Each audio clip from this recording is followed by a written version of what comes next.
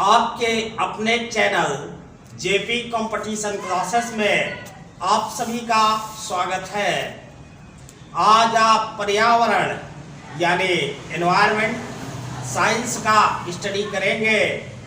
तो पर्यावरण आप इसके महत्वपूर्ण प्रश्न जो कंपटीशन एग्जाम्स के लिए बहुत ही महत्व रखेंगे, इनका आप यहाँ अध्ययन करेंगे।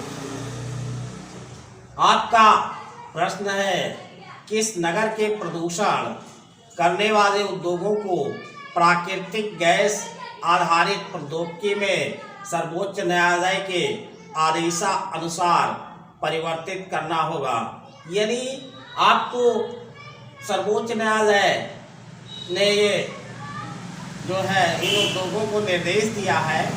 इस प्रश्न का आशय ये है कि जो गैस आधारित उद्योग है या प्रौद्योगिकी है, उससे किस शहर को ज़्यादा नुकसान हो रहा है, तो इसमें उन्हें परिवर्तन करने का आदेश दिया है। तो आपका जो उत्तर होगा वो हो जाएगा आगरा।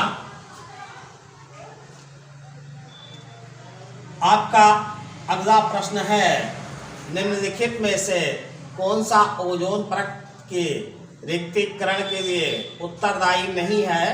तो जैसा आप जानते हैं कि जो प्रशीतक होते हैं, इनमें CFC गैस होती है जो ओजोन को परत को नुकसान पहुंचाती है। दूसरा है विलायक के रूप में प्रयुक्त मेथिल क्लोरोफॉर्म, ये भी ओजोन परत को नुकसान पहुंचाती है। तीसरा है अग्निशमन में प्रयुक्त हैलान 1211, ये भी केमिकल्स जो है जो अग्निशमन यंत्र होते हैं उनमें प्रयुक्त किया जाता है और नुकसान पहुंचाता है। नाइट्रस ऑक्साइड ये ओजोन परत के रिक्तीकरण के लिए उत्तरदायी नहीं है, क्योंकि नाइट्रस ऑक्साइड का इस्तेमाल पौधे जो है अपने भोजन बनाने में करते हैं। अब आपका अगला जो प्रश्न है, निम्नलिखित में से कौन सा एक वृक्ष जो कभी सामाजिक वानिकी में लोकप्रिय था, अब एक पारिस्थितिक आतंकवादी माना गया है। तो आपके जो ऑप्शन दिए गए हैं, इनमें से आप देख लीजिए कौन सा होगा। आपका सही आंसर होगा यूकेलिप्टस, जो इस समय पर्यावरण का आतंकवादी माना जाता है। तो यहाँ आपका नाइट्रस ऑक्साइड और यहाँ यूकेलिप्टस। आपका प्रश्न है, पारिस्थितिक तंत्र के जैविक घटकों में कौन उत्पादक घटक है। तो आपके ऑप्शन है, ए गाय, बी मोर, सी बाघ, डी हरे पौधे। तो उत्पादक कौन होते हैं? हरे पौधे। आपके उत्पादक कौन होंगे? हरे पौधे, यानी ये वाला आपका डी वाला सही हो जाएगा। अगला प्रश्न है, निम्नलिखित में से कौन सा गैस समूह ग्रीन हाउस में योगदान देता है। तो आपका उत्तर जो ऑप्शन दिए गए हैं, अमोनिया तथा ओजोन ए, और बी में दिया गया है कार्बन मोनोऑक्साइड तथा सल्फर डाइऑक्साइड। तो ये भी नहीं देता, ये भी सर्वाधिक योगदान की बात हो रही है।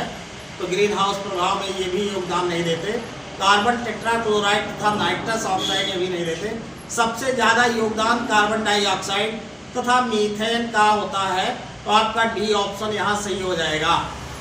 अगला प्रश्न है आपका, सर्वाधिक अस्थायी पारिस्थितिक तंत्र निम्नलिखित में से कौन सा है। तो यहाँ आपको जो है बताना है। तो मरुस्थल ये भी, और पर्वत, महासागर और वन।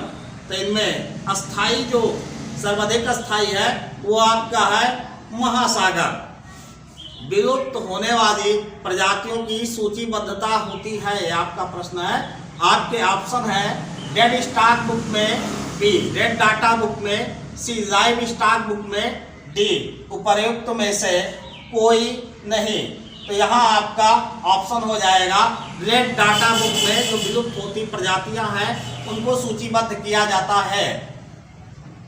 प्रश्न है, आज कार्बन डाइऑक्साइड यानी CO2 के उत्सर्जन में सर्वाधिक योगदान करने वाला देश है।